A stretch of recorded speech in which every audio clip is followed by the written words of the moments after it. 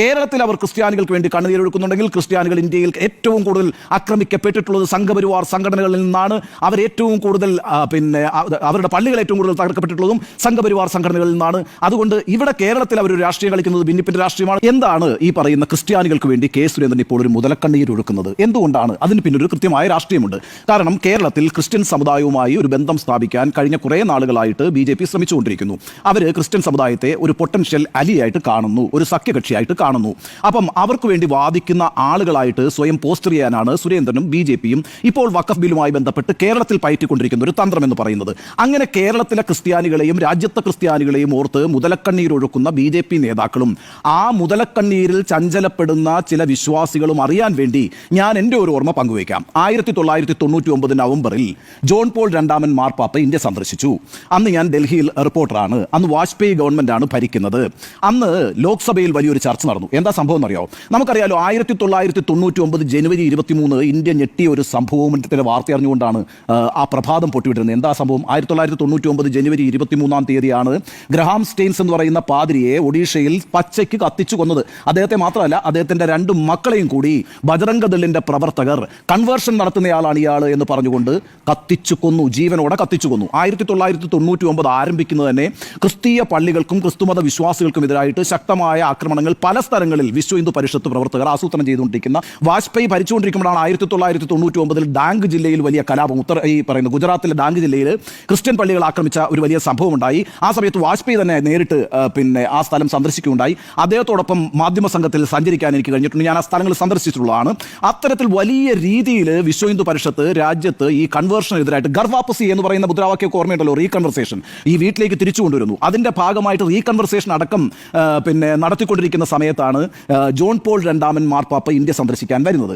ആ മാർപ്പാപ്പയുടെ സന്ദർശനം തടയണമെന്ന് ആവശ്യപ്പെട്ടുകൊണ്ട് വിശ്വ ഹിന്ദു പരിഷത്ത് അതിശക്തമായ പ്രക്ഷോഭം ഉണ്ടാക്കി. ഭരിക്കുന്നതാരാണ്? വാജ്പേയി ആണ്. ഭരിക്കുന്നതാരാണ്? BJP ആണ്. ആ സമയത്താണ് സംഘപരിവാറിലെ ഒരു പ്രധാനപ്പെട്ട കക്ഷിയായിട്ടുള്ള വിശ്വ ഹിന്ദു പരിഷത്ത് ജോൺ പോൾ മാർപ്പാപ്പ രണ്ടാമൻ ഇന്ത്യയിൽ വരാൻ പാടില്ല എന്ന് പറഞ്ഞുകൊണ്ട് പ്രക്ഷോഭം ആരംഭിച്ചു. കാര്യം എന്താണ്? ഇവിടെ ഈ കൺവേർഷൻ നടത്തിക്കൊണ്ടിരിക്കുന്ന ക്രിസ്ത്യാനികളുടെ നേതാവാണ് ജോൺ പോൾ രണ്ടാമനെന്നും അതുകൊണ്ട് അദ്ദേഹത്തിന് ഇന്ത്യയിൽ വരാൻ പാടില്ല എന്നും ആവശ്യപ്പെട്ട സംഘപരിവാർ സംഘടനയാണ് വിശ്വ ഹിന്ദു പരിഷത്ത്. എന്നിട്ട് എന്താ സംഭവിച്ചതെന്നറിയാവോ?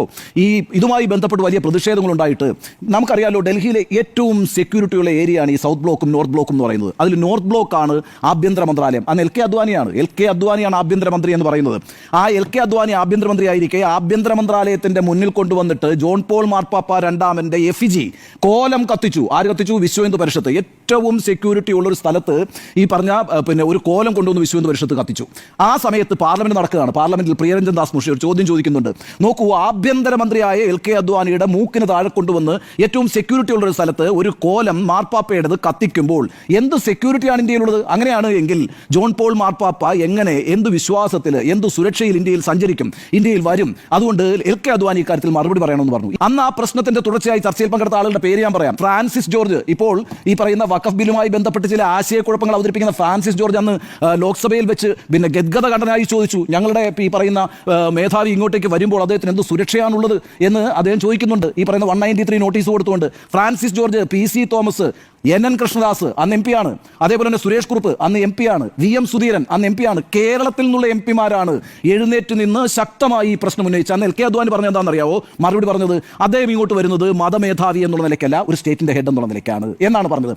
ആ മറുപടി കേരളത്തിലുള്ള MP-മാർക്കുള്ള മറുപടിയല്ല, വിശ്വ ഹിന്ദു പരിഷത്തിനുള്ള മറുപടിയായിരുന്നു. ഞാൻ പറഞ്ഞു വരുന്നത്, ഇന്നിപ്പോൾ ക്രിസ്ത്യൻസിന് വേണ്ടി മുതലക്കണ്ണീർ ഒഴുക്കുന്ന, അവരുടെ അവകാശങ്ങൾക്ക് വേണ്ടി മുതലക്കണ്ണീർ ഒഴുക്കുന്ന BJP-യുടെ നേതാക്കൾ ഈ ചരിത്രം മറന്നു പോകരുത്, അത് ക്രിസ്ത്യാനികൾ മറന്നു പോകരുത്. കാരണം എന്താ വെച്ചാൽ 1999 ഗ്രഹാം സ്റ്റെയിൻസിന്റെ കൊലപാതകം മുതൽ ഇങ്ങോട്ട് എടുത്തു നോക്കിക്കേ, ഈ രാജ്യത്ത് എത്ര ക്രിസ്ത്യാനികൾ കൊല്ലപ്പെട്ടിട്ടുണ്ട്, എത്ര ക്രിസ്ത്യൻ ചർച്ചുകൾ ആക്രമിക്കപ്പെട്ടിട്ടുണ്ട്. കന്ധമാൽ നമുക്ക് മറക്കാൻ കഴിയുമോ? കന്ധമാലിൽ എത്ര വലിയ കലാപമാണ്, എത്ര ചർച്ചുകൾ നശിപ്പിക്കപ്പെട്ടു, എത്ര ക്രിസ്ത്യൻ വിശ്വാസികൾ കൊല്ലപ്പെട്ടു. അത് കന്ധമാലിൽ മാത്രം ഒതുങ്ങിയൊന്നുമില്ലല്ലോ. ജാർഖണ്ഡിൽ അത് സംഭവിച്ചില്ലേ?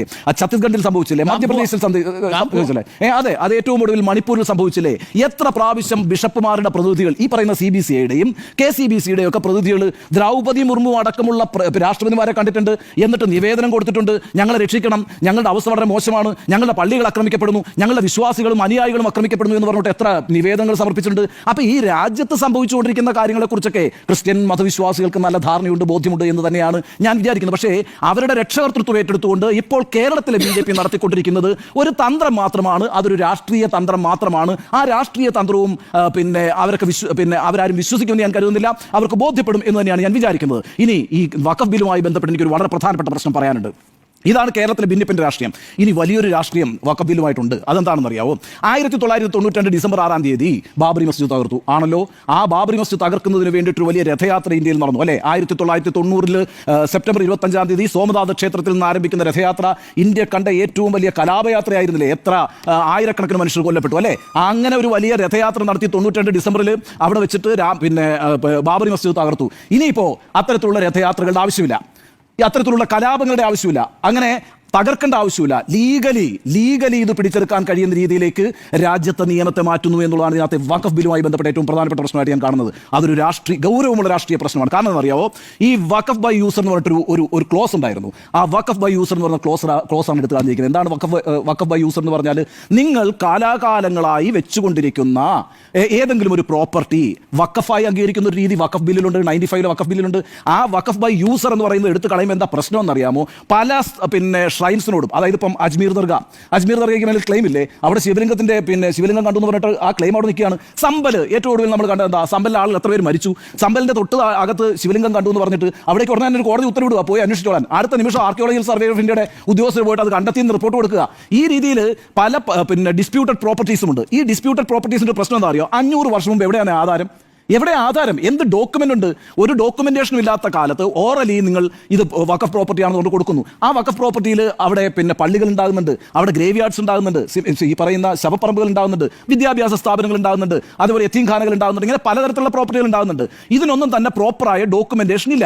അപ്പോഴും നമ്മൾ എന്താ പറയുക? അത് കാലാകാലങ്ങളായി ആ വിഭാഗങ്ങൾ വെച്ച് അനുഭവിച്ചു വരുന്ന ഒന്നാകയാൽ അത് അവരുടെ സ്വത്താണ് എന്ന് കണക്കാക്കപ്പെടുന്നു. ആ അർത്ഥത്തിൽ വഖഫായി പ്രഖ്യാപിക്കപ്പെട്ടിട്ടുള്ള ലക്ഷക്കണക്കിന് സൈറ്റുകളുണ്ടെന്നേ, ലക്ഷക്കണക്കിന്, 100 അല്ല, 200 അല്ല, 1000 അല്ല, 10,000 അല്ല, ലക്ഷക്കണക്കിന് സൈറ്റുകളുണ്ട്. ഇപ്പൊ എന്താ പ്രശ്നം വരിക? ഏതെങ്കിലും ഒരു സ്ഥലത്ത് ഡിസ്പ്യൂട്ട് ഉണ്ടായാൽ ഒരു പ്രോപ്പർ ഡീഡും കാണിക്കാനുണ്ടാവില്ല, പ്രോപ്പറായ ഡോക്യുമെന്റേഷൻ ഉണ്ടാവില്ല, അതിന്റെ മേളിൽ ഒരു ക്ലെയിമും ഡിസ്പ്യൂട്ടും വരും. എങ്ങനെയാണ് അത് പരിഹരിക്കാൻ പോകുന്നത്? അപ്പൊ ഇതിനകത്തൊരു വലിയ ലക്ഷ്യമുണ്ട്. അതായത് ഇനിയിപ്പോൾ ഒരു തരത്തിലുള്ള കലാപങ്ങളും ആവശ്യമില്ലാതെ നിയമത്തിൽ മാറ്റം വരുത്തിക്കൊണ്ട് നിയമപരമായി ഇതിനെയൊക്കെ എങ്ങനെ പിടിച്ചെടുക്കാം എന്ന തരത്തിലുള്ള ഒരു വലിയ ഗൂഢാലോചനയുടെ ഭാഗമായിട്ടാണ് ഈ വഖഫ് ബില്ലിന്റെ ഏറ്റവും അപകടകരമായ പ്രൊവിഷൻ വഖഫ് ബൈ യൂസർ എന്നുള്ള എടുത്തു കളയുന്നു എന്നുള്ളതാണ്. മറ്റൊരു കാര്യം, ഡിസ്ട്രിക്ട് കളക്ടറിനെ ഇതിന്റെ അധികാരിയാക്കി മാറ്റുന്നു എന്നുള്ളതാണ്. എത്ര നിയമപരമായിട്ടാണെന്ന് നോക്കൂ. ഇനിയിപ്പോൾ ഡിസ്ട്രിക്ട് കളക്ടറാണ് ഇതിനകത്ത് അധികാരി എന്ന് പറയുന്നത്. ആരാണ് ഡിസ്ട്രിക്ട് കളക്ടർ എന്ന് പറയുന്ന ആൾ? അയാൾ റവന്യൂ റെക്കോർഡ്സിന്റെ കസ്റ്റോഡിയനാണ്. ഒരു ജില്ലയിലെ റവന്യൂ റെക്കോർഡ്സിന്റെ കസ്റ്റോഡിയനാണ് ഈ പറയുന്ന ഡിസ്ട്രിക്ട് കളക്ടർ എന്ന് പറയുന്നത്. ഒരു ഡിസ്പ്യൂട്ട് ഉണ്ടായാൽ ഈ ഡിസ്ട്രിക്ട് കളക്ടർ ആരോടൊപ്പം നിൽക്കും? ഗവൺമെന്റിനോടൊപ്പം നിൽക്കുമോ, അതോ ഈ പറയുന്ന വഖഫിനോടൊപ്പം നിൽക്കുമോ, അല്ലെങ്കിൽ ആ ക്ലെയിം വെക്കുന്ന ആളോടൊപ്പം നിൽക്കുമോ? നിൽക്കാൻ പറ്റില്ല. നിഷ്പക്ഷത എന്നൊരു പ്രശ്നം ഇതിനകത്തുനിന്ന് പോകും. സോ ഗവൺമെന്റ് എന്ത് ചെയ്യുന്നു? ഗവൺമെന്റ് ഈ വഖഫ് പ്രോപ്പർട്ടിയുടെ മുകളിൽ വളരെ ശക്തമായി പിടിമുറുക്കാൻ പോകുന്നു. ഒരു ഡിസ്പ്യൂട്ട് ഉണ്ടായാൽ നാളെ ഈ പറയുന്ന 100 വർഷം പഴക്കമുള്ളതോ 200 വർഷം പഴക്കമുള്ളതോ 300 വർഷം പഴക്കമുള്ളതോ ഒക്കെ ആയിട്ടുള്ള പള്ളികളെയൊക്കെ വളരെ നിസ്സാരമായി യാതൊരു പ്രോപ്പർ ആയിട്ടുള്ള ഡീഡുമില്ല, യാതൊരു തരത്തിലുള്ള ഡോക്യുമെന്റേഷനും ഇല്ല, ഒരു ക്ലെയിം വെച്ചുകൊണ്ട് ആരെങ്കിലും വന്നു കഴിഞ്ഞാൽ ആ ഡിസ്പ്യൂട്ട് ഒരു ഡിസ്ട്രിക്ട് കളക്ടറുടെ അധികാര പരിധിയിലേക്ക് വരികയും അയാൾ റവന്യൂ റെക്കോർഡ്സ് നോക്കിക്കൊണ്ട് there is no proper deed എന്ന് പറഞ്ഞൊരു ഒരു ഡിക്ലറേഷൻ നടത്തുകയും കൂടി ചെയ്തു കഴിഞ്ഞാലുണ്ടല്ലോ, നിങ്ങൾക്കത് സുഖമായിട്ട് ഏറ്റെടുക്കാം. ഒരു കലാപത്തിന്റെ ആവശ്യമില്ല. ഇവിടെയാണ് പ്രശ്നം. ഞാൻ ഇതിനകത്ത് ഈ മുസ്ലിം അംഗങ്ങളെ കൊണ്ടുവരുന്നു, അല്ലെങ്കിൽ എന്താ പറയുക, ഇതിനകത്ത് ഇപ്പൊ ഈ ഡീഡ് അവതരിപ്പിച്ചിരിക്കുന്നത് തന്നെ മുസ്ലിം സമുദായത്തിന് നന്മയ്ക്ക് വേണ്ടിയിട്ടാണല്ലോ അല്ലെ? ആ നന്മയ്ക്ക് വേണ്ടിയിട്ട് അവതരിപ്പിക്കുന്നു എന്ന് പറയുമ്പോഴത്തേക്കും പറയുന്ന ഒരു ആർഗ്യുമെന്റ് എന്താണ്? സച്ചാർ കമ്മിറ്റിയുടെ റിപ്പോർട്ടാണ്. എന്താണ് സച്ചാർ കമ്മിറ്റി റിപ്പോർട്ട് പറഞ്ഞത്? പ്രതിവർഷം 1000 കോടി രൂപയുടെ വരുമാനം ഉണ്ടാക്കാവുന്ന വലിയൊരു സ്വത്തിൽ നിന്ന് കേവലം 160 കോടി രൂപ, 163 കോടി രൂപയാണ് വാർഷിക വരുമാനം ഉണ്ടാക്കുന്നത്. ദാറ്റ് ഷുഡ് ബി സ്ക്രൂട്ടനൈസ് എന്നല്ലേ പറഞ്ഞത്? അത് സ്ക്രൂട്ടനൈസ് ചെയ്യണം എന്നാണ് പറഞ്ഞത്. നോക്കണം, അഡ്മിനിസ്ട്രേറ്റീവ് ആയിട്ടുള്ള പാളിച്ചകൾ പറ്റിയിട്ടുണ്ടെങ്കിൽ നോക്കണം. അതിനകത്തൊന്നും ഒരു തർക്കവുമില്ല. പ്രശ്നം എന്ന് പറഞ്ഞാൽ അത് മാത്രമേ പറയുന്നുള്ളൂ. ആയിക്കോട്ടെ, അല്ല ഏതോ ആർഗ്യുമെന്റും എപ്പോഴും സ്മൃതി നമുക്ക് അനുഗുണമായി എടുത്തുപയോഗിക്കാൻ പറ്റുന്ന എടുത്തുപയോഗിക്കുക എന്നുള്ളതാണ്. അപ്പൊ അതിന്റെ ഈ പറയുന്ന വലിയ രീതിയിൽ മുസ്ലിം വിഭാഗത്തിന് ഗുണം ചെയ്യാൻ പോകുന്നു എന്ന മട്ടിൽ ഇത് അവതരിപ്പിക്കുമ്പോൾ ഇതിനകത്ത് നിശ്ചയമായും ഒരു രാഷ്ട്രീയ നിഗൂഢമായ അജണ്ടയുണ്ട്. ആ അജണ്ട എന്ന് ഞാൻ പറയുന്നത് വഖഫ് ബൈ യൂസർ എന്നുള്ളത് എടുത്തു കളഞ്ഞുകൊണ്ട് ഇനിയിപ്പോൾ ഏത് ഷൈൻസിന് മേലും ഒരു ക്ലെയിം വന്നാൽ അത് നിയമപരമായി പിടിച്ചെടുക്കാൻ പാകത്തിലേക്ക് ഈ കാര്യങ്ങളെ മാറ്റിയെടുക്കാനുള്ള അതിശക്തമായൊരു നീക്കമാണ് ഈ നടന്നിരിക്കുന്നത്. എല്ലാം നിയമവിധേയമാക്കുന്നു എന്നുള്ളതാണ് യഥാർത്ഥത്തിൽ ഇതിന്റെ രഹസ്യമായ അജണ്ട. കേരളത്തിൽ അവർ ക്രിസ്ത്യാനികൾക്ക് വേണ്ടി കണ്ണുനീരൊഴുക്കുന്നുണ്ടെങ്കിൽ ക്രിസ്ത്യാനികൾ ഇന്ത്യയിൽ ഏറ്റവും കൂടുതൽ ആക്രമിക്കപ്പെട്ടിട്ടുള്ളത് സംഘപരിവാർ സംഘടനകളിൽ നിന്നാണ് അവർ ഏറ്റവും കൂടുതൽ അവരുടെ പള്ളികൾ ഏറ്റവും കൂടുതൽ തകർക്കപ്പെട്ടിട്ടുള്ളതും സംഘപരിവാർ സംഘടനകളിൽ നിന്നാണ്. അതുകൊണ്ട് ഇവിടെ കേരളത്തിൽ അവർ ഒരു രാഷ്ട്രീയം കളിക്കുന്നത് ഭിന്നിപ്പിന്റെ രാഷ്ട്രീയമാണ്. ദേശീയ തലത്തിൽ അവരുണ്ടാക്കാൻ പോകുന്നത് ചെറുതായിട്ടുള്ള വലിയൊരു ഫോർവേഡ് പ്ലാനിംഗ് ഉണ്ട്. വളരെ ഫോർവേഡായിട്ട് കാര്യങ്ങൾ ആലോചിച്ച് പലതും പിടിച്ചെടുക്കാനുള്ള രഹസ്യമായ അജണ്ട ഈ പറയുന്ന വഖഫ് ബില്ലിന്റെ പിന്നിലുണ്ട് എന്ന് തന്നെയാണ് എന്റെ വിലയിരുത്തൽ.